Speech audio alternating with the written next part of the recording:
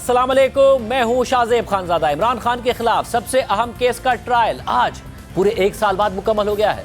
एहतसाब अदालत ने आज तवील समाअत के बाद 190 मिलियन पाउंड केस का फैसला महफूज कर लिया है, जिसे अब 23 दिसंबर को सुनाए जाने का इम्कान है। इस केस में आज से 1 साल पहले नैब ने दिसंबर 2023 में इमरान खान और बुशरा बीबी समेत 8 मुल्जिमान के खिलाफ रेफरेंस दायर किया था। इस स्कैंडल में इमरान खान पर इल्जाम है कि बतौर वजीर आजम उन्होंने अल-कादिर ट्रस्ट के लिए रिश्वत में 458 किनाल जमीन और करोड़ों के अतियात हासिल करने के बदले में प्रॉपर्टी टाइकून को 190 मिलियन पाउंड का फायदा पहुंचाया और कौमी खजाने को भारी नुकसान पहुंचाया। प्रॉपर्टी टाइकून की यह रकम बरतानिया की नेशनल क्राइम एजेंसी ने पकड़ी थी, जो रियासत पाकिस्तान को मिलनी थी, मगर पीटीआई के दौरे हुकूमत में इमरान खान और शरीक मुल्जिमान ने यह रकम प्रॉपर्टी टाइकून की हाउसिंग सोसाइटी के सुप्रीम कोर्ट में लायबिलिटी अकाउंट में ही एडजस्ट करवा दी, जिसमें इस हाउसिंग सोसाइटी पर 460 अरब रुपए वाजिबुल अदा जुर्माना था।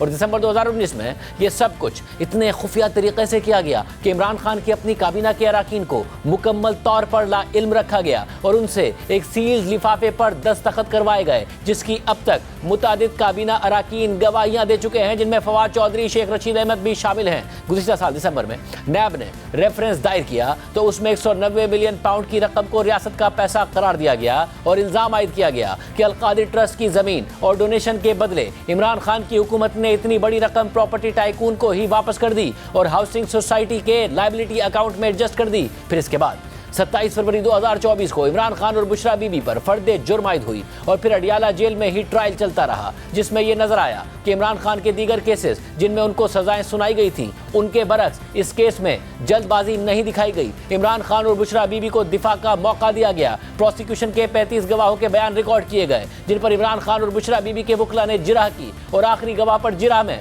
तो 37 समातें और 3 महीने लग गए। फिर मुल्जिमान के 342 के बयानात रिकॉर्ड किए गए और फिर कल नैब के वकील ने हतमी दलाइल मुकम्मल कर लिए, जिसके बाद आज इमरान खान और बुशरा बीबी के वकला ने दलाइल मुकम्मल कर लिए और गैर मामूली तवील समाअत के बाद अदालत ने फैसला महफूज कर लिया, जिसे अब 23 दिसंबर को सुनाए जाने का इम्कान है। आज क्या हुआ अदालत में, इस वक्त भी अडियाला के बाहर मौजूद हैं नुमाइंदा जियो न्यूज़ शब्बीर डार, बहुत शुक्रिया। अब से कुछ देर पहले समाअत खत्म हुई है, हलीमा खान ने भी बात की, सलमान सफदर साहब ने भी बात की, जो कि इमरान खान के वकील हैं। उन्होंने बताया कि जो आज समाअत इतने लंबा टाइम चली है वो म्यूचुअल कंसेंसस से चली है, दोनों के इत्तफाक से चली है, प्रोसिक्यूशन और डिफेंस के। नाउ फैसला महफूज हो गया है, ये सबसे बड़ा केस है जिसका फैसला अब कहा जा रहा है 23 को आएगा। क्या तासुरात थे, इमरान खान साहब ने क्या बातें की आज? जी शाहजेब साहब, 190 मिलियन पाउंड रेफरेंस का जो फ़ैसला है वो अब बिलाकर पीर 23 दिसंबर को आना है और ये ट्रायल करीबन 1 साल चला है और ये वाहिद केस है बानी पीटीआई का जो इतना तवील चला है, क्योंकि बाकी जो केसेस हैं हमने देखा है कि 2, 3, 4, 5 माह में कंक्लूड हो गए, लेकिन ये वाहिद केस है जो 1 साल तक चला है और इसमें जितनी भी शहादतें पेश की गई नैब की जानिब से, उन पर जिरा का पूरा मौका दिया गया बानी पीटीआई के वकला को। और आज जो समाअत अडियाला जेल में हुई है, जो प्रोसीडिंग्स हुई हैं बड़ी तवील हुई हैं, 6 से 7 घंटे तक ये प्रोसीडिंग्स चली हैं।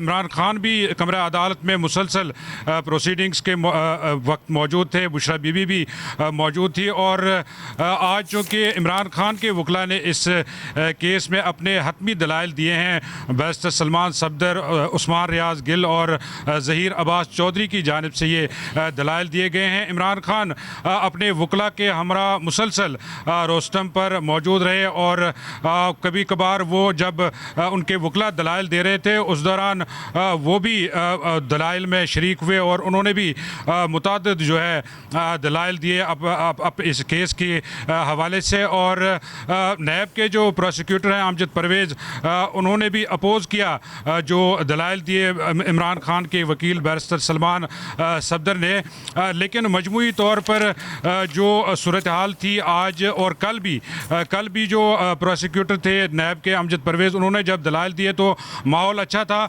आज भी कमरा अदालत में जितनी भी प्रोसीडिंग्स हुई हैं, जहाँ जो दलाइल हुए हैं वो मुशावरत से हुए हैं और सलमान सफदर ने बल्कि जब उन्होंने अपने दलाइल शुरू किए तो उन्होंने आगाज़ में ये अदालत को बताया, जज साहब को बताया कि ये जो पूरा ट्रायल चला है हम इस पर सवालात सवालात नहीं उठाएंगे इस ट्रायल पर, क्योंकि इसमें जितनी भी शहादतें पेश की गई या जो भी इल्तिवा हमारी वजह से हुआ इस केस में, लेकिन जब ये केस फैसले के बाद आला अदलिया में जाएगा, हम वहाँ पर भी इस ट्रायल से मुतल्लिक सवालात नहीं उठाएंगे।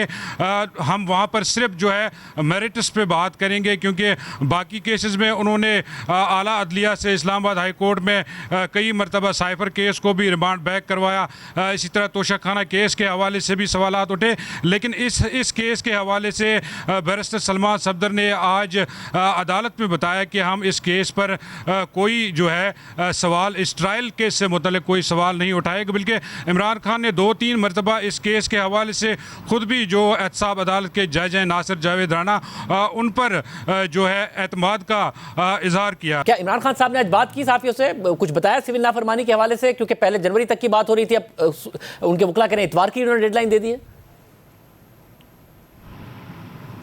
जी हाँ, इमरान खान ने सिविल नाफरमानी के हवाले से ये बताया कि अगर हुकूमत के साथ हम जो मुज़ाकराती सिलसिला हम कह रहे हैं कि शुरू किया जाए, अगर हमारे मुतालबात नहीं माने जाते हैं, जो 2 मुतालबात उन्होंने रखे हैं, वो इन 2 मुतालबात पे वो बात करें, लेकिन वो कह रहे हैं कि अगर मुतालबात नहीं माने जाते इतवार तक, तो हम जो है सिविल नाफरमानी की तहरीक का ऐलान करेंगे। ये उन्होंने आज कहा है। दूसरा, उन्होंने कल जो है पार्टी रहनुमाओं को अडियाला जेल मुलाकात के लिए बुलाया है। 7 रहनुमा है, उसमें एक तो उमर अयूब है, अली मीन गंडापुर है, सलमान अकम राजा है, इसी तरह अलामा राजा नासिर अब्बास है, साहिबजादा हामिद रजा है। इनको कल मुलाकात के लिए बुलाया और जो उनके वकील है फैसल चौधरी, उनकी जानिब से जो है जेल इंतज़ामिया को बाकायदा इस मुलाकात के लिए दरख्वास्त दी गई है। आप देखना है कि कल उनको इजाज़त मिलती है या नहीं, लेकिन इमरान खान ने सिविल नाफरमानी के हवाले से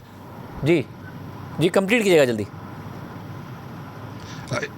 इमरान खान ने सिविल नाफरमानी के हवाले से ये ज़रूर कहा है, उनको ये बताया, उनसे ये पूछा गया था कि चूँकि कल ये अनाउंस किया गया था कि पार्टी की जानिब से उनको ये तजवीज़ आई है कि कुछ दिनों के लिए इसको मौखर किया जाए। कल तो आपने कहा था कि इसको हम कुछ दिनों के लिए अभी मौखर कर रहे हैं, लेकिन उन्होंने कहा कि नहीं, ये जो टाइम है इतवार तक का, ये मैं इसलिए दे रहा हूँ ताकि हुकूमत के साथ जो है मुज़ाकरात शुरू हों, और अगर हमारे मुतालबात माने जाते हैं तो उसके बाद हम सिविल नाफरमानी की तहरीक शायद रोक दें, लेकिन अगर मुतालबात नहीं माने तो हम इस तहरीक का बाकायदा तौर पर आगाज़ करेंगे। ओवरसीज़ पाकिस्तानियों से हमारी इस हवाले से पहले ही बातचीत चल रही है। बहुत शुक्रिया। शबीर डार बता रहे थे अडियाला के बाहर से तफसीलात दे रहे थे, जहाँ से थोड़ी देर पहले समाअत मुकम्मल हुई है और 190 मिलियन पाउंड केस में फैसला महफूज हो गया है।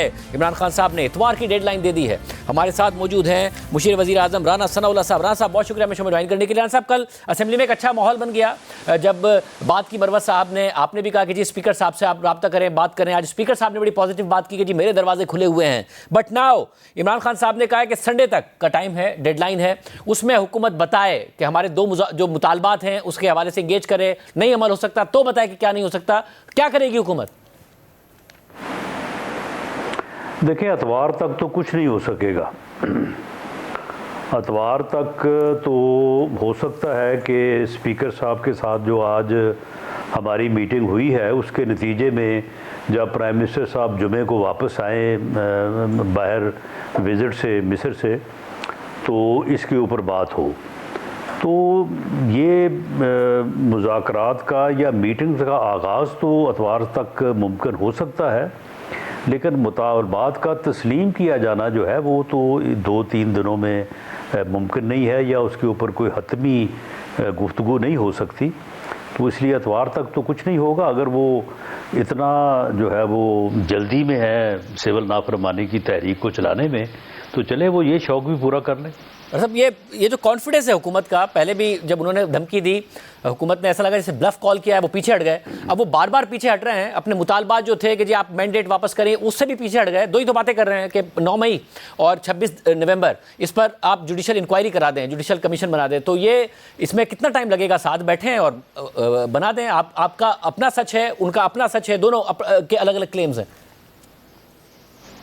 नहीं, इसमें तो कोई शक नहीं कि ठीक है, उनका अपना मौक़िफ़ है, हमारा अपना मौक़िफ़ है, लेकिन जिस दिन on the floor of the house prime minister ने वाज़े तौर पे उन्हें ये ऑफ़र दी थी कि आएँ, बैठें, हर मौजू पे, हर अपने मुतालबे पे, डिमांड पे, जिस पे भी आप बात करनी चाहते हैं, जेल के मामले पे बात करनी चाहिए वहाँ पे उस पे करें, आएँ, बैठें, पॉलिटिकल डायलॉग करें और मामलात को जो है वो रिजॉल्व करें। अगर वो उसी दिन कहते कि जी ठीक है, हम आपके साथ बैठने को तैयार है, आप अपनी तरफ से जो है वो टीम अनाउंस करें, हमारी तरफ से ये लोग होंगे, तो उसी दिन जो है वो मुज़ाकरात शुरू हो जाते। ये आज से कोई तकरीबन जो है वो 2 माह पहले की बात है। लेकिन उस वक्त उन्हें ये ख्याल था कि नहीं, हमने जो चढ़ाई करनी है इस्लामाबाद के ऊपर, और डी चौक जब हमने पहुंचना है तो हर चीज़ जो है वो हमने डी चौक पहुंच के जो है ना वो हमने फतह कर लेनी है। तो वो उस धुन में लगे हुए थे और उन्होंने कोई बात नहीं सुनी। 25 और 26 की दरमियानी जो रात है उसमें जब उनको कहा गया कि आप संगजानी चले जाएं, वहाँ पे जाके बैठें, आपके साथ मुज़ाकरात करते हैं, जो भी आपके मुतालबात है, आपका अपना मौक़िफ़ है, हमारा अपना मौक़िफ़ है, कोई उसमें से रास्ता जो है वो निकल सकता है। उन्होंने कहा कि नहीं, हम डी चौक ही पहुँचेंगे। तो फिर आप डी चौक पहुंच के फिर वहां पे क्या हासिल होता है? मगर अब सिचुएशन ये ना कैप्टन जैसे कि सिविल नाफरमानी की तहरीक से उन्हें कुछ हासिल होगा, कुछ हासिल नहीं होगा। देखिए, ये 24 नवंबर की बड़ा काल कॉन्फिडेंस की तरह है, ये नाकाम होगी, मगर बड़ा कॉन्फिडेंस है उन्हें। और देखें, इस वक्त हुकूमत जो बहुत ज्यादा अपनी इकोनॉमिक सक्सेस का क्लेम कर रही है, उसमें रेमिटेंसेस का बड़ा किरदार है। रेमिटेंसेस बहुत अच्छी रही हैं अक्टूबर के महीने में, नवंबर के महीने में, इन 5 माह में टारगेट से बेहतर है। $35 अरब का हुकूमत टारगेट कर रही है। पीटीआई का ये कॉन्फिडेंस है कि इमरान खान साहब बहुत पॉपुलर हैं। अलीमा खान साहबा कह रही है कि हमें ओवरसीज पाकिस्तानी कह रहे हैं आप हुक्म करें, हमने रेमिटेंसेस भेजना छोड़ देनी है। तो ऐसा ना हो कि बाद में आपको फिर अप्रोच करना पड़े उन्हें कि जी ये कॉल अपनी वापस ले लीजिए और आइए मुज़ाकरात कीजिए। शाहजेब, इन्हें हर बात पे इसी तरह कॉन्फिडेंस होता है। इन्हें ये भी इतना ही कॉन्फिडेंस था कि अगर अब हमारे खिलाफ नो कॉन्फिडेंस हो गया, हम अगर पार्लियामेंट से रिज़ाइन करेंगे तो ये पार्लियामेंट जो है नहीं चल सकेगी, हुकूमत भी नहीं चल सकेगी। इन्होंने जब अपनी सूबाई हुकूमतें तोड़ी उस वक्त भी इतना ही कॉन्फिडेंस था, जब असम्बलियाँ तोड़ी उस वक्त भी इतना ही कॉन्फिडेंस था, ये 24 नवंबर को भी इनको इतना ही कॉन्फिडेंस था, अब भी इनको उतना ही कॉन्फिडेंस है। लेकिन ये मामलात को बेहतर अंदाज से समझने से आ रही हैं और इसीलिए इन्होंने अपना भी बहुत नुकसान किया है, मुल्क को भी नुकसान पहुंचाने की जो उन्होंने कोशिश की है, मुल्क को भी नुकसान पहुंचा है, इसमें कोई शक नहीं है।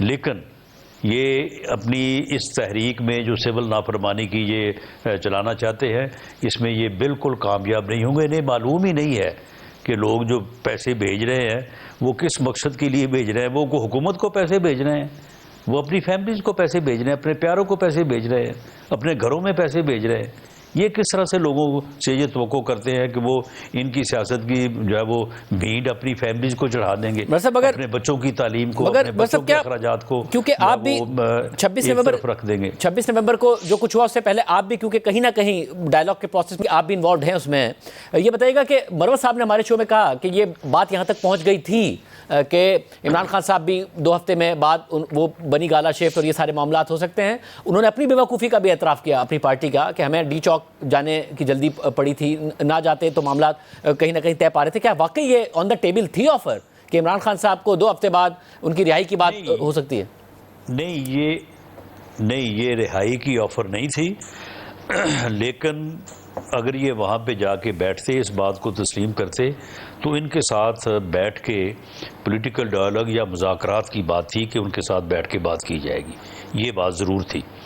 जो अब भी हमारी कोशिश है, हमने हमेशा पॉलिटिकल डायलॉग को कभी भी जो है वो डिनाई नहीं किया, और हम आज भी समझते हैं कि पार्लिमानी जमहूरी सिस्टम में हिस्बे इख्तलाफ और हिस्बे इक़्तिदार के दरमियान जब तक बैठ के बात ना हो तो मामलात को बेहतर अंदाज से नहीं चलाया जा सकता।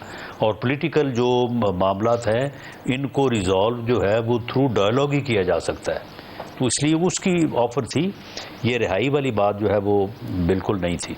सब अगर अब जबकि आप कह रहे हैं कि यहाँ तक बात थी, यानी कि कम से कम इंगेजमेंट हो गई थी, सब अब ऐसा लग रहा है कि पहले आप का मामला चल रहा है और राणा साहब आप उन रहनुमाओं में से हैं जिन्होंने आगे बढ़ के वेलकम किया है इस सारे के सारे मामले को, तो बात कम से कम, और आप कह ही रहे हैं कि पार्लिमानी सियासत में इंगेजमेंट होनी चाहिए, क्योंकि तहरीक इंसाफ की तरफ से इल्ज़ाम ये आ रहा है कि नून लीग सबसे बड़ी बेनिफिशरी है इस सारे के सारे मामले की, और वो नहीं चाहते कि इस्टेब्लिशमेंट के साथ मामला हमारे तय पाएं। इस्टेब्लिशमेंट का सॉफ्ट कॉर्नर है, ये मरवत साहब ने कहा। नून लीग वाले जो हैं वो नहीं चाहते कि किसी भी तरीके से बात आगे बढ़े, मुज़ाकरात के जरिए और कोई हल निकले।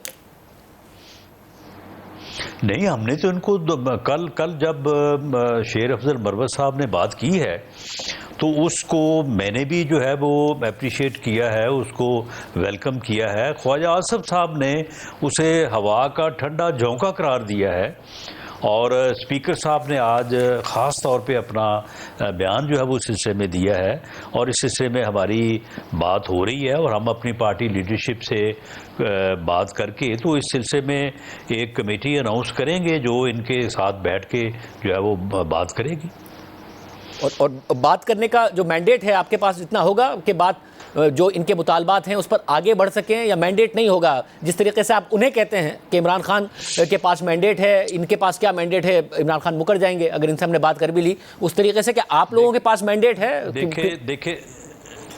देखिए शाहजेब, ये बात हर किसी को समझ होनी चाहिए कि हम जो भी बात करेंगे वो कमेटी जिन अफराद के ऊपर भी मुश्तमिल हो, उनकी बात जो है वो subject to the approval of Mian Nawaz Sharif होगी और गवर्नमेंट जो बात करेगी इस्टेब्लिशमेंट को ऑन बोर्ड रख के करेगी।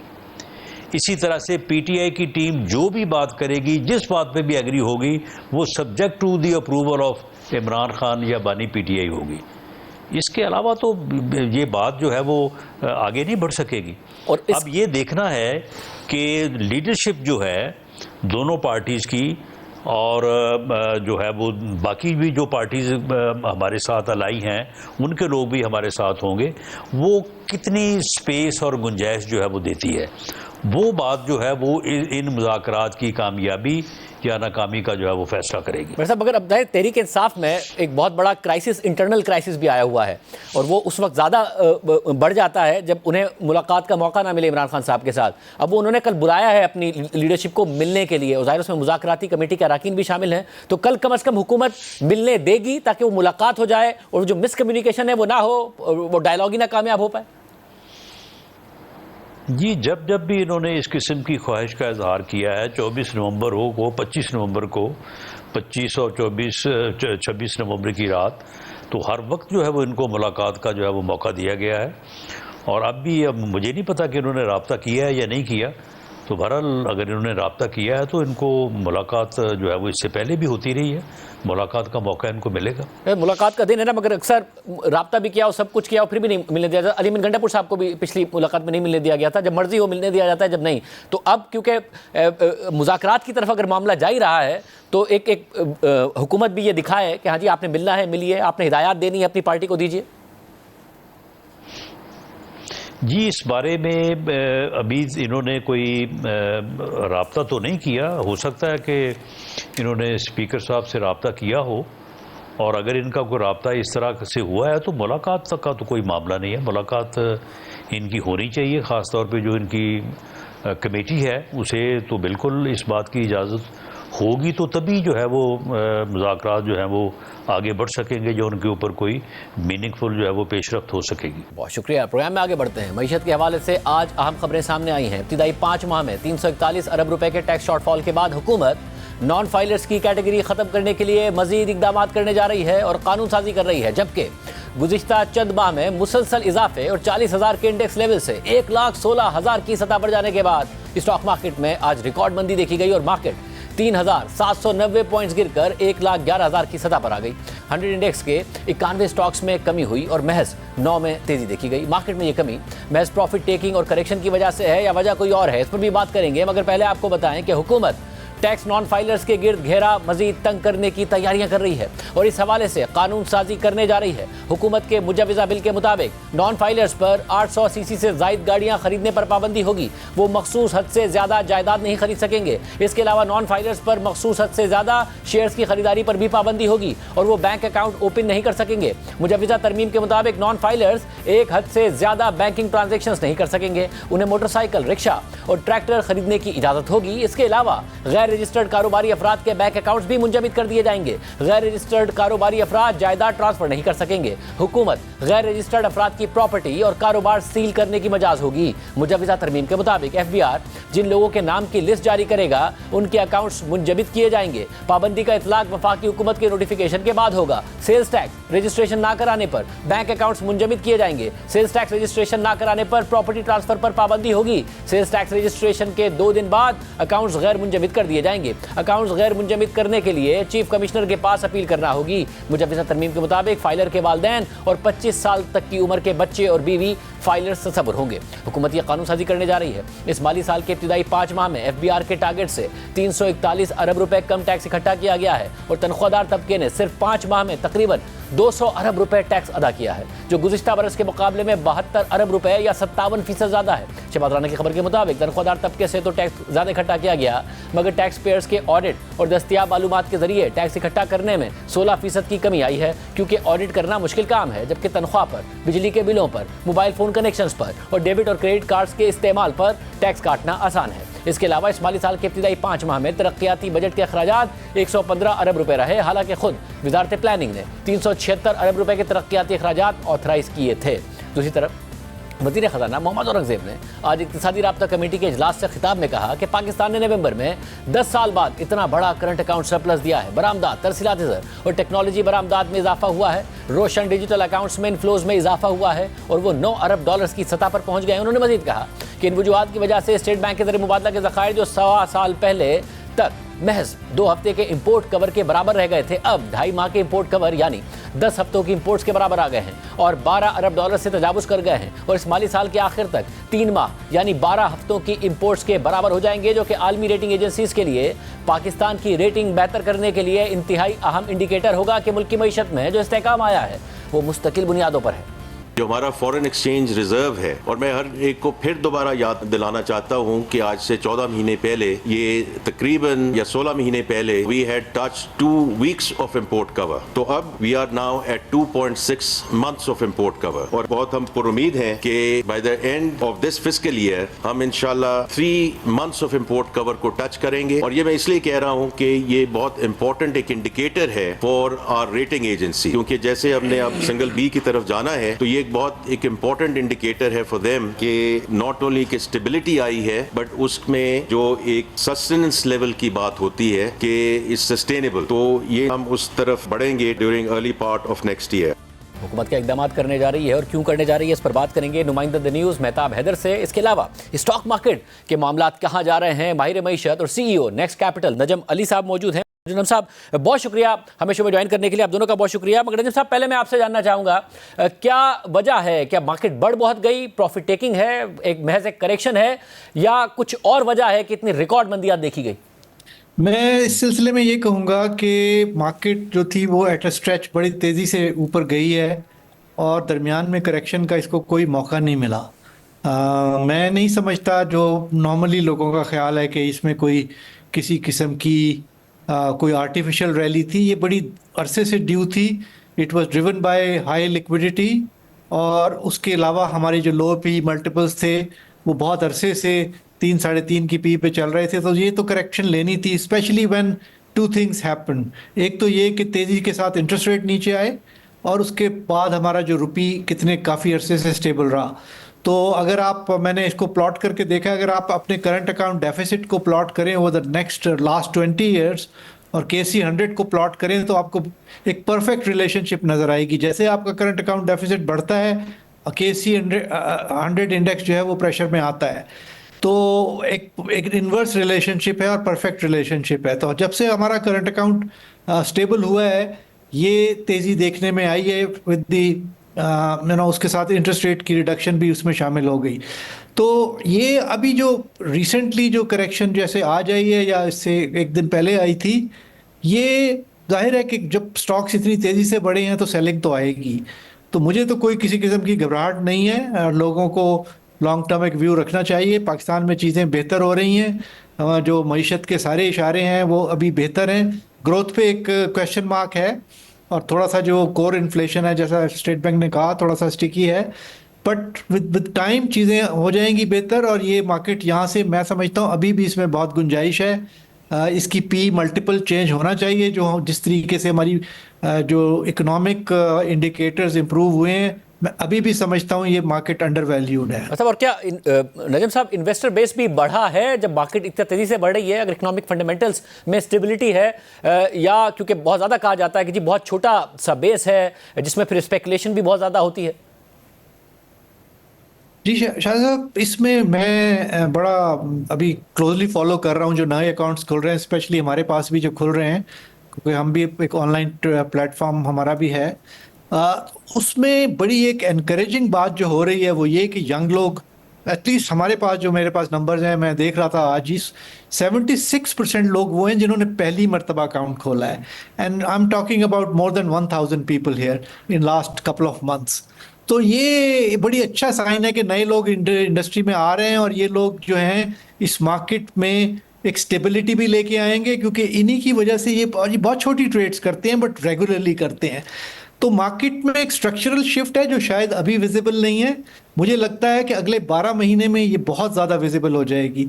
एक पुरानी जो हमारी रीज़न होती थी मार्केट गिरने की, दो चीज़ें थी। एक तो ये कि फॉरेनर्स जो थे as a float of as a percentage of total float, उनका सिग्निफिकेंट रोल था। तकरीबन 25-30% के करीब वो फ्लोट को ओन करते थे। That has been significantly reduced. तब तो मार्केट में उनकी प्रेजेंस बहुत ही कम है, तो उससे भी एक वॉलेटिलिटी मार्केट में चलती थी। दूसरा, हमारा जो लेवरेज था, अभी भी मैं समझता हूँ अगर 50 बिलियन है तो ये जो मार्केट में जिस हिसाब से लिक्विडिटी है उस हिसाब से कोई ये इतना बड़ा लेवरेज मार्केट का नहीं है कि किसी किस्म की कोई घबराहट हो। कुछ स्टॉक्स में कंसंट्रेशन हो गई है, उन स्टॉक्स में मुझे लगता है शायद अभी भी करेक्शन बाकी है, तो हो सकता है कुछ इंडेक्स में कमी आए, बट अक्रॉस द बोर्ड कोई ऐसी नहीं नजर आ रही इंडिकेशन के मार्केट अक्रॉस द बोर्ड कोई बहुत ज्यादा गिरने वाली है। और मेहता मेहता साहब, गवर्नमेंट इकदाम कर रही है। आपने स्टोरी भी इस हवाले से फाइल की है जो नाजरीन कल पढ़ सकेंगे, मगर हमें जरा मालूमात बताइएगा कि क्या प्रेशर में है 341 अरब रुपए का शॉर्टफॉल? इकदाम कुछ प्रैक्टिकली होते भी नजर आएंगे कानून साजी अगर होने जा रही है? जी बिस्मिल्लाहिर्रहमानिर्रहीम। देखें, बुनियादी तौर पर FBR की अपनी असेसमेंट है कि पाकिस्तान में जो टैक्स गैप है वो कुछ 7.1 ट्रिलियन का है। अभी जो आप देखें तो 5 माह के दौरान जो FBR का शॉर्टफॉल है वो 338 बिलियन 340 बिलियन के लगभग है, जो कि शॉर्टफॉल है। IMF का जो लास्ट डिस्कशन के लिए टीम आई थी, जो कि रिव्यू मिशन नहीं था, तो उसी के दौरान ये चीज़ तय हुई थी कि हुकूमत कुछ मज़ीद इक़दामात करेगी और ऐसे लोग जो कि टैक्स नेट के अंदर नहीं हैं उनके लिए घेरा जो है वो तंग किया जाएगा। शुरू में हुकूमत ने बात की थी कि एक ऑर्डिनेंस लाया जाएगा, लेकिन शायद जो मेजर अलाइज है, खासकर पाकिस्तान पीपल्स पार्टी, उनकी तरफ से इसको अपोज किया गया, तो हुकूमत ने इसको बिल की सूरत में इंट्रोड्यूस कराने का फ़ैसला किया। अच्छा, इसके अंदर जो मेजर चीज़ें हैं वो ये है कि आपको पता है कि पहले एक कैटेगरी थी फाइलर और नॉन फाइलर की। अब बुनियादी तौर पर वो जो नॉन फाइलर है उसको, चूँकि पहले नॉन फाइलर के लिए टैक्स रेट्स में इजाफा किया जाता था, अब बेसिकली इनएलिजिबल जो है वो उन्हें करार दिया गया है। यानी ऐसी मेजर ट्रांजैक्शंस वो नहीं कर सकेंगे अगर वो टैक्स नेट के अंदर शामिल नहीं होंगे। फॉर इंस्टेंस, इमूवेबल प्रॉपर्टी के प्लॉट्स जो है, अभी FBR ने रूल्स के थ्रू उनको नोटिफाई करना है। जब लॉ पास हो जाएगा तो रूल्स में आएगा। एक्सपेक्टेड ये है कि 1 करोड़ रुपए से ज़्यादा के प्लॉट्स जो हैं वो नहीं खरीद सकेंगे। जो नई गाड़ियां हैं 800 सीसी से ऊपर की वो खरीद नहीं सकेंगे। जो बैंक ट्रांजैक्शंस हैं वो एक सर्टेन अमाउंट FBR उसको स्पेसिफाई करेगा, वो जो इनएलिजिबल लोग होंगे वो करने के काबिल नहीं होंगे। इसी तरह सेल्स टैक्स के अंदर भी इसी तरह की चीज़ें इंट्रोड्यूस की गई हैं। ये बड़े ड्रास्टिक मेजर्स हैं और इनका मकसद ये है कि जो लोग टैक्स नेट के अंदर ना हों उनके गिर्द घेरे को तंग किया जाए, और वो जो हाई नेट वर्थ इंडिविजुअल्स हैं जिनके पास पैसे हैं लेकिन पहले वो पैसे ज़्यादा यानी जुर्माने की सूरत में या पेनल्टी की सूरत में दे के टैक्स नेट से बाहर रह सकते थे, अब उनके लिए नामुमकिन कर दिया गया है कि वो अगर गाड़ियाँ ख़रीदना चाहें या प्लॉट्स खरीदना चाहें या सिक्योरिटी के अंदर या म्यूचुअल फंड्स के अंदर इन्वेस्ट करना चाहें तो वो उनको रोक दिया गया है। तो अभी इस लेजिस्लेशन प्रपोज हुई है और आप देखेंगे कि आइंदा चंद दिनों के अंदर हुकूमत के पास अक्सरियत है और वो उसको पास करवाने की कोशिश करेगी। इसमें एक और बात बड़ी इंपॉर्टेंट है, वो ये है कि जो IMF का नेक्स्ट रिव्यू मिशन है वो एक्सपेक्टेड ये है कि वो फरवरी के दौरान मिड ऑफ फरवरी के बाद पाकिस्तान आएगा। तो पाकिस्तानी जो अथॉरिटीज़ है वो ये कोशिश कर रही हैं कि वो ये भी दिखा सके कि आल दो शॉर्टफॉल है लेकिन वो इकदामात कर रहे हैं और जो टैक्स अवेडर्स हैं पोटेंशियली उनके खिलाफ इकदामात किए जा रहे हैं। अब देखना ये है कि ये किस हद तक जो है इन इकदामात के नतीजे में ये जो शॉर्टफॉल है इसको कवर करने में किस हद तक जो है वो मदद मिलेगी, ये देखना अभी अगले। आपने सुनी तस्वीर, आपने सुना। प्राइम ब्रेक शामिल करते हैं, कुरान खबर है उसकी तफसीलात आपके सामने रखेंगे ब्रेक के बाद। यूनान में गैर कानूनी तारिकीन वतन की कश्ती को पेश आने वाले हादसे में मरने वाले पाकिस्तानियों की तादाद 40 हो गई है। यूनान की समंदरी हुदूद में 13 और 14 दिसंबर की दरमियानी रात को तारिकीन वतन की कश्ती उलट गई थी जो गैर कानूनी तौर पर यूरोप में दाखिल हो रहे थे। कश्ती उलटने के इस हादसे में पाकिस्तानियों की एक बड़ी तादाद के मौजूद होने की खबर सामने आने के बाद यूनान में पाकिस्तानी सिफारत खाने ने 15 दिसंबर को कहा कि हादसे का शिकार 3 कश्तियों में 87 पाकिस्तानी सवार थे जो लीबिया से गैर कानूनी तौर पर यूनान जा रहे थे। रेस्क्यू ऑपरेशन में कहा गया कि हादसे में 5 अफराद मारे गए हैं जो तमाम पाकिस्तानी हैं जबकि 39 अफराद लापता हैं जिनमें से 35 पाकिस्तानी हैं। और इस हवाले से पाकिस्तानी सिफारत खाने ने कहा था कि लापता अफराद को ढूंढने के लिए रेस्क्यू ऑपरेशन जारी है लेकिन उनके बचने की उम्मीदें कम हैं। जबकि आज ये खबर सामने आई है कि यूनान के कोस्ट गार्ड ने रेस्क्यू ऑपरेशन खत्म करते हुए कहा है कि लापता अफराद को मुर्दा समझा जाए। जियो न्यूज़ के नुमाइंदे खुसूसी एजाज सैयद की खबर के मुताबिक सरकारी ज़राए ने बताया है कि यूनान में होने वाले कश्ती हादसे में मरने वाले पाकिस्तानियों की मजबूरी तादाद 40 तक पहुंच गई है। जबकि सरकारी ज़राए ने मजीद कहा है कि लीबिया में अभी भी कमोबेश 5000 पाकिस्तानी मौजूद हैं जो यूरोप जाने के ख्वाहिशमंद हैं और ये अफराद लीबिया में मुख्तलिफ पाकिस्तानी और लीबिया के एजेंटों के पास मौजूद हैं। ज़राए के मुताबिक ये अफराद पाकिस्तान से कानूनी तौर पर वीज़ा लेकर लीबिया पहुँचे हैं। इसके अलावा गैर कानूनी तौर पर यूरोप जाने वाले अक्सर अफराद बलूचिस्तान के जरिए भी यूरोप जाते हैं। इस गैर कानूनी सफ़र की तफसीलात देखिए कोयटा से जियो न्यूज़ के नुमाइंदे नदीम कौसर की इस रिपोर्ट में। यह है ईरानी सरहद से मुल्का बलूचिस्तान के इलाके तफ्तान, सामरान, वाशुक और माशखेल। यहाँ से हर माह हज़ारों अफराद गैर कानूनी तौर पर बेहतर रोज़गार की तलाश में ईरान और तुर्की के रास्तों यूरोपीय ममालिक जाने की कोशिश करते हैं। पंजाब, KP के हमसाया मुल्क अफगानिस्तान के अलावा कोयटा के नौजवान भी बेरोज़गारी और बेअमनी के बायस ईरान के रास्ते यूरोप जाने के लिए यही रास्ता चुनते हैं। भारी रकूम के एवज इंसानी स्मगलर्स अपने एजेंट्स के जरिए इन नौजवानों को बैरूनी ममालिक भिजवाने का झांसा देते हैं लेकिन मुतालिका इदारे ना तो इन इंसानी स्मगलर्स को गिरफ्तार कर सके और ना ही गैर कानूनी तौर पर बैरूनी मुल्क जाने वाले अफराद की तादाद में कमी ला सके।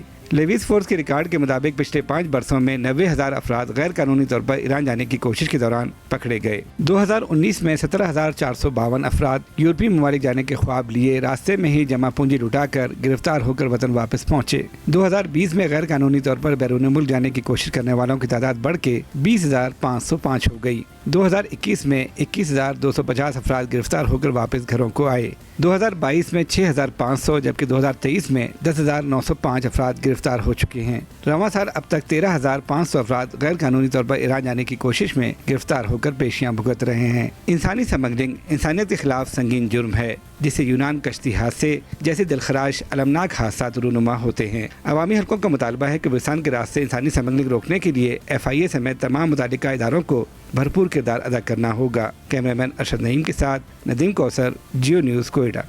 जबकि ये हादसा सामने आने के बाद से पाकिस्तान में इंसानी स्मगलर्स के खिलाफ कार्रवाइयों का आगाज हो गया था और कल FIA गुजरावाला ने इस हादसे में मुलविस गिरोह के खिलाफ मुकदमा दर्ज करके 2 अफराद को गिरफ्तार भी कर लिया था और दीगर की गिरफ्तारी के लिए भी कोशिशें तेज कर दी थी। इंसानी स्मगलर्स के खिलाफ ये क्रैकडाउन अब भी जारी है और आज गुजरात से भी अहम गिरफ्तारी सामने आई है। नुमाइंदा खुसूसी जियो न्यूज़ एजाज सैयद की खबर के मुताबिक जराये का कहना है कि FIA का यूनान कश्ती हादसे के बाद क्रैकडाउन जारी है और गुजरात के इलाके फालिया से मुबैना इंसानी स्मगलर मोहम्मद हसन को गिरफ्तार कर लिया गया है। जराये के मुताबिक मुलजिम ने यूनान हादसे में मरने वाले हाजी अहमद से 25 लाख रुपए वसूल किए थे। कश्ती हादसे का शिकार होने वाले पाकिस्तानियों की अक्सरियत का ताल्लुक पंजाब से है। जियो न्यूज़ ने हादसे का शिकार होने वाले अफराद के वर्सा से बात की। यूनान कश्ती हादसे का शिकार सियालकोट के 2 नौजवान 2 माह कबल घर से रवाना हुए थे।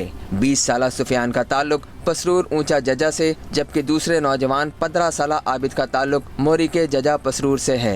लवाहिकीन का कहना है कि लीबिया तक दोनों नौजवानों से राब्ता रहा, वहाँ से रवानगी के बाद राब्ता मुनक़ता हो गया था। हमारे गाँव के काफ़ी लोग हैं जो वहाँ यूनान में रहते हैं। हमने 21 से 22 लाख रुपया जो है वो हमने दिया था। गुजरात के गांव चक कमाला से ताल्लुक रखने वाले लापता अब्दुल रहमान की मां गम से निढाल है। मां अपने लख्ते जिगर को देखने के लिए राहें तक रही है। 1 महीना ते 1 दिन हो गया पुत्र घरों निकले, बहुत आए दिन गल हुई, उस तो बाद गल नहीं हुई। बार बच्चों ने अपनी सलाह कर ली तो 3-4 बच्चे तो गए, 2 पहुँच गए हैं, बाकी इसमें हादसा हो गया। जबकि आज वज़ीर आज़म शहबाज शरीफ की ज़ेर सदारत इंसदाद इंसानी स्मगलिंग से मुतालिक अहम इजलास भी हुआ है। जियो न्यूज़ के नुमाइंदे अयाज अकबर यूसुफ़ज़ई की खबर के मुताबिक वज़ीर आज़म ने कहा है कि 2023 में यूनान के इस इलाके में 262 पाकिस्तानी जान से गए थे। इंसानी स्मगलिंग पाकिस्तान के लिए बदनामी का बाइस बनती है। हमें इंसानी स्मगलिंग रोकने के लिए ठोस इक़दामात की ज़रूरत है।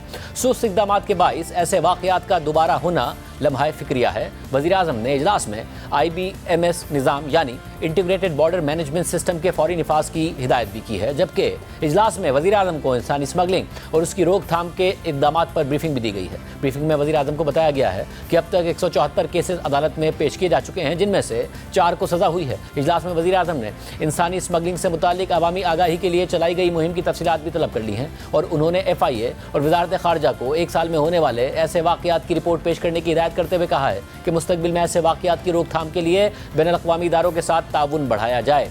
इस हवाले से मज़ीद तफसीलात जानते हैं जियो न्यूज़ के नुमाइंदा खुसूसी एजाज सैयद। एजाज, बहुत शुक्रिया। आपकी आज स्टोरीज भी सामने आई हैं जिसमें आप बता रहे हैं कि 5000 तो पहले लीबिया में मौजूद हैं जो यूरोप जाना चाहते हैं। आपने माजी में भी इस सारे मामले पर काम किया है। वाक़या होता है, हुकूमत के बड़े बड़े दावे सामने आते हैं, गिरफ्तारियों की खबरें भी सामने आती हैं, मगर फिर वाक़यात और हो जाते हैं। आप बता रहे हैं कि 5000 लोग लीबिया में मौजूद हैं जो मुंतज़िर हैं आगे जाने के लिए। क्या वजह है कि कोई प्रैक्टिकल अमली तौर पर यह मामला रुक नहीं रहा है? पहले शाहजेब होता था, ज्यादातर जो ईरान का आपने दिखाया भी और बिल्कुल राइटली दिखाया, पहले जमीनी रस्तों को ज्यादा तरजीह दी जाती थी। अब ईरान ने पाकिस्तान के साथ मिलकर बड़ी जो ह्यूमन ट्रैफिकिंग के ऊपर बड़ा काम किया है, तो अब जमीनी रस्ते उतने ज्यादा वायबल नहीं रह गए। ईरान और तुर्की का एक रास्ता हुआ करता था, अब वो वायबल नहीं रहा। अब ज्यादातर तरीका ये हुआ कि जो माजी में 2023 में जो वाकया हुआ शाहजेब, उसमें UAE और इजिप्ट हमने देखा उसके वीजे लिए जाते थे, लीबिया भी था। अब UAE ने भी हमारे पे एक रिस्ट्रिक्शंस लगाई है, कुछ खास चेक्स लगाए हैं उन्होंने। तो अब ज्यादातर वीजा हम देख रहे हैं कि लीबिया का वीजा लेते हैं, पाकिस्तान से लीगल डॉक्यूमेंट्स उनके पूरे होते हैं, यहाँ से वो चढ़ते हैं, लीबिया जाते हैं और लीबिया से वो मुख्तलिफ जो वेयर हाउसेज हैं, कैंप्स हैं वहां पर बने हुए। और हमारे जो ज्यादातर शाहजेब जो रैकेट्स हैं उनके जो बड़े हैं वो भी लीबिया में छुपे हुए हैं। मिसाल के तौर पे रेड बुक में जो FIA की रेड बुक है उसमें एक जो वांटेड इंसानी स्मगलर है उसका नाम आसिफ सुनारा है। वो अब गुज़िश्ता 2 दहाइयों से ज्यादा हो गया है, वो उधर लीबिया में अपनी फैमिली के साथ रह रहा है, लेकिन उसके टेंटेकल्स जो हैं वो यहाँ पर गुजरात में मौजूद हैं जिनके जरिए वो ऑपरेट करता है। और ये एक नहीं, और भी बहुत सारे लोग हैं। अच्छा, और ये कार्रवाई गिरफ्तारियां होती है, फिर होता क्या है? कोई सजाएं होती हैं या क्या होता है? शाहजेब, पिछले साल जब ये कश्ती डूबने का वाकया हुआ तो FIA ने कमोबेश 77 जो मुबैना इंसानी स्मगलर हैं या उनके जो सहूलतकार हैं उनको गिरफ्तार किया। 8 या 10 की जो जमानत हुई, जो कि अगर देखा जाए मजमूई एतबार से तो कम है, लेकिन कन्विक्शन के ऊपर जब बात आते हैं तो मजमूई चंद सालों के केसेस लगाए तो 400 अगर केसेस हुए हैं तो उनमें कन्विक्शन रेट है सिर्फ 14। तो ये एक बहुत बड़ा प्रॉब्लम है। बाकी ज्यादातर लोग जेलों में हैं जो गुज़िश्ता साल के गिरफ्तार हुए हैं। 60+ लोग जो है अभी जुडिशल है, उनकी जमानतें नहीं हो पा रही क्योंकि ज़ाहिर है ये मामला ज्यादा उठा है। असल मामला शाहजेब जो है वो ये बड़ा कॉम्प्लिकेटेड है। वो मामला कॉम्प्लिकेटेड ये है, आज भी जिस बंदे को गिरफ्तार किया FIA गुजरात ने, और जाहिर है उन्होंने अपनी तरफ से एक्टिविटी की है, ये बंदा तो गिरफ्तार हो गया, मामला अब जाएगा अदालत में, मुद्दईयत है FIA की। जिनका बंदा विक्टिम जो मरा है वहां पे, अब उनको मेरी इतलात के मुताबिक 12 लाख रुपए इस जो मुबैना स्मगलर है उन्होंने वापस कर दिए। आधे पैसे 12 लाख पहले ले लिए, 24 लाख थे, 24 में से 12 लाख वापस कर दिए। अब उनको जब पैसे वापस मिल गए तो उन्होंने कोर्ट में जाके ये बयान दे देना है कि जी देखिए हमारा तो इससे कोई मसला नहीं, हम इसे जानते नहीं है। और पुलिस को जो दिया गया बयान है उसका 161 का FIA को दिया गया बयान, उसकी कोई अहमियत ही नहीं रहेगी और अदालत उन्हें बरी कर देगी। तो ये बड़ा कॉम्प्लिकेटेड मामला है। बहुत शुक्रिया, ऐसे तफसीलात बता रहे थे। एक और आम खबर है, उसकी तफसीलात आपके सामने रखेंगे ब्रेक के बाद। मुल्क भर में इंटरनेट की स्पीड में कमी और सोशल मीडिया प्लेटफॉर्म एक्स पर पाबंदी के हवाले से आज कौमी असम्बली में हुकूमती इत्तेहादी पीपल्स पार्टी के अरकान असम्बली ने वज़ीर मुमलिकत बराए IT से शिकायत और सवालात किए और शदीद तनकीद भी की। रवां साल इलेक्शन के बाद 17 फरवरी को सोशल मीडिया प्लेटफॉर्म एक्स पर पाबंदी लगा दी गई थी, जिसके बाद हुकूमती अरकान समेत कई सारिफीन VPNs जैसे मुतबादिल ज़राए से एक्स तक रसाई हासिल करने पर मजबूर हो गए। लेकिन हुकूमत की जानिब से सारिफीन की सोशल मीडिया तक रसाई पर पाबंदी यहाँ पर नहीं रुकी। एक्स पर पाबंदी के खिलाफ मुल्क भर की मुख्तलिफ हाई कोर्ट्स में अपीलें दायर होने के बावजूद इंटरनेट पर सर्विलेंस के लिए हुकूमत ने इकदाम जारी रखे, जिसमें नेशनल फायर वॉल लगाना, FIA के साइबर क्राइम विंग को बदलकर national cyber crime investigation agency बनाना और फिर उसे दोबारा FIA को सौंप देना, पाकिस्तान इलेक्ट्रॉनिक क्राइम्स एक्ट में नई और मुतनाज़ तरामीम शामिल करने की कोशिश करने जैसे इकदाम करने के अलावा मुल्क भर में इंटरनेट की स्पीड कम करना शामिल है, जिससे सारिफीन की इंटरनेट और सोशल मीडिया तक रसाई बुरी तरह मुतासिर हुई है। आज कौमी असम्बली में जब पीपल्स पार्टी के रहनुमा कादिर पटेल ने एक्स की बंदिश, इंटरनेट की स्पीड में कमी और फायरवॉल के हवाले से हुकूमत से सवाल किया तो पार्लिमानी सेक्रेटरी बराए काबीना सेक्रेटेरिएट साजिद मेहदी ने इसकी जिम्मेदारी वज़ारत दाखिला पर डाल दी। इतना सत्यानाश इंटरनेट का क्यों मार दिया गया है इस मुल्क में? आप एक्स उठा लें, आप वाई उठा लें, आप जेड उठा लें, यहाँ वॉइस नोट नहीं खुलते, तस्वीरें नहीं खुलती। ये कौन सी फायरवॉल आप लगा रहे हैं जो लगते नहीं लग रही अब तक आपके पास? खुदा के वास्ते जिन लोगों के कारोबार इससे मुंसलिक हैं उनको अरबों का नुकसान हो रहा है, स्टूडेंट्स की पढ़ाई मुतासिर हो रही है, लोगों के मैसेजेस किसी हद तक आपको जो करना है करें, लेकिन कर चुके हैं। अब तो ऐसा सत्यानाश कभी नहीं हुआ, इतनी बदहाली मैंने किसी वजारत की कभी जिंदगी में नहीं देखी जो कारकर्दगी इस वक्त इनकी है। मेरा क्वेश्चन ये कि ये फुल स्पीड से इंटरनेट चलना कब शुरू होगा? खुदा के वास्ते इसका जवाब दें। मैं इसमें कदम लगाने की कोई जरूरत नहीं होती, ये हम सिर्फ सिक्योरिटी मरीज के लगाते हैं और वो भी मिनिस्ट्री ऑफ इंटीरियर की एडवाइस पे लगाते हैं। मिनिस्ट्री ऑफ इंटीरियर जैसे एडवाइस करे कि भाई हालात ठीक हैं तो उस वक्त हम इसको खोल देंगे, हमें तो इसमें कोई कदम लगाने की जरूरत नहीं है। इसका टाइम पीरियड भी जो है वो मिनिस्ट्री ऑफ इंटीरियर बता सकती है, हम कुछ नहीं बता सकते, PTA वाले कुछ नहीं बता सकते इसमें। अब ये वो बेहतर जानते हैं भाई हालात कब ठीक होंगे या ठीक है या नहीं है। सेशन के दौरान पीपल्स पार्टी के रहनुमा शादी अमरी ने कहा कि मुझे हंसी आ रही थी जब ऐसी इंटरनेट स्पीड के साथ हुकूमत डिजिटल नेशन बिल लेकर आई। इंटरनेट की स्पीड में कमी के बारे में भी हुकूमत सारिफीन पर इल्जाम लगा रही है कि आप इंटरनेट सर्विस प्रोवाइडर से पूछें। एक ऑनरेबल रिप्रेजेंटेटिव आपको बता रहा है कि इस मुल्क में IT का क्या निज़ाम है, इंटरनेट की क्या हालत है। आप डिजिटल नेशन पाकिस्तान का बिल ले आते हैं। मुझे तो हंसी आ रही थी उस दिन उस बिल जब आया कि कौन से इंटरनेट पे और कौन से डिजिटल पाकिस्तान पे हम बात कर रहे हैं जहाँ पे इंटरनेट फैसिलिटी है ही नहीं। और यहाँ पर जो जिम्मेदार है वो यूजर्स को कहते हैं कि जी आपका इंटरनेट सर्विस प्रोवाइडर गलत होगा, इंटरनेट सही है, ये कहा जाता है। फायर वॉल सुन सुन के हमारे कान पक गए। जो कादिर पटेल ने कहा हर चीज दुरुस्त है, जवाब नहीं मिल रहा, स्टूडेंट्स मुतासिर, बिजनेस मुतासिर, हम ई कॉमर्स की बात करने के लायक ही नहीं रहे हैं। ये किस तरह का और इल्जाम यूजर्स को देने से पहले अपने गिरेबान में झांके। इस हवाले से वज़ीर मुमलिकत बराए IT शिजा फातिमा ख्वाजा ने तस्लीम किया कि सारिफीन के लिए इंटरनेट मुतासिर हुआ है, लेकिन इससे बिजनेसेस मुतासिर नहीं हुए।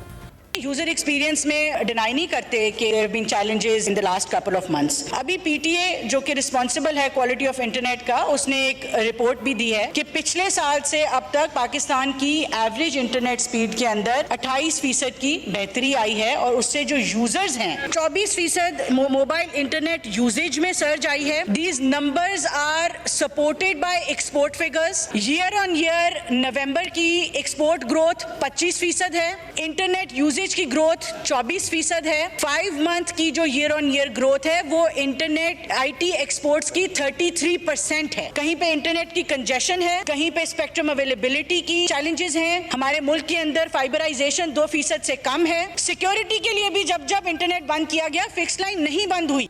इंटरनेट की बंदिश की पॉलिसी से स्टूडेंट्स, कारोबारी अफराद, घर से बैठकर कारोबार करने वाले वो अफराद जो ई-कॉमर्स से मुंसलिक हैं, ऑनलाइन ऐप्स, राइडर्स सभी मुतासिर हो रहे हैं। इस पर सेनेट की कायमा कमेटी में भी नून लीग से ताल्लुक रखने वाले सेनेटर सवालात उठा चुके हैं। शिजा फातिमा ख्वाजा ने आज इंटरनेट की स्पीड में कमी को तो तस्लीम किया, लेकिन साथ ये भी कहा कि इससे IT सेक्टर मुतासिर नहीं हो रहा है। 5 दिसंबर को सेनेट की कायमा कमेटी बराए IT के इजलास में पाकिस्तान सॉफ्टवेयर हाउस एसोसिएशन के चेयरमैन सज्जाद सैयद ने इंटरनेट बंद होने या उसकी स्पीड में कमी के हवाले से कमेटी को बताया था कि स्टेट बैंक के मुताबिक पाकिस्तान के IT एक्सपोर्ट $3.2 अरब हैं। 30 लाख घर IT और उसकी एक्सपोर्ट्स पर मुनहसिर है। मुस्तकिल पॉलिसियों से 2030 तक IT की एक्सपोर्ट्स $15 अरब तक पहुंच सकती हैं। पाकिस्तान ने इंटरनेट की आज़ादी में 100 में से 27 नंबर्स हासिल किए हैं। इंडिया ने इंटरनेट की आज़ादी में 50, जबकि बांग्लादेश और फिलिपाइन ने 61 नंबर्स हासिल किए हैं। पाइट की रिपोर्ट के मुताबिक इंटरनेट बंदिश की वजह से पाकिस्तान को रोजाना की बुनियाद पर $1.3 अरब का नुकसान हो रहा है। 1 घंटा इंटरनेट बंद होने से $9,10,000 का नुकसान होता है। फ्रीलांसर्स को $126 मिलियन के नुकसान के साथ 30% काम में कमी आई है। पाबंदी और पॉलिसियों से IT सेक्टर को फौरी नुकसान का तखमीना $420 मिलियन है। ये वो कमेटी इजलास था जिसमें नून लीग की साबिक वजीर बराए IT अनुशा रहमान भी मौजूद थी। उन्होंने कहा कि 2023 में भी हमने VPN रजिस्टर किए, लेकिन इंटरनेट की स्पीड पर कोई मसला नहीं हुआ। हमने भी VPNs की वाइट लिस्टिंग की और ग्रे ट्रैफिक को रोकने के लिए इकदाम किए, लेकिन इंटरनेट मुतासिर नहीं हुआ। पाकिस्तान में इंटरनेट क्यों सुस्त है, इस पर क्या पॉलिसी है, इस पर चेयरमैन PTA ने कहा कि इंटरनेट की स्पीड पर कोई पॉलिसी नहीं है। अगर कोई पॉलिसी है तो हुकूमत से पूछा जाए। इस हवाले से बात करने के लिए हमने वज़ीर मुमलिकत बराए IT शिजा फातिमा ख्वाजा को प्रोग्राम में शिरकत की दावत दी, मगर उन्होंने कोई जवाब ही नहीं दिया। आज प्रोग्राम में इतना ही, दीजिए। अल्लाह हाफ़िज़।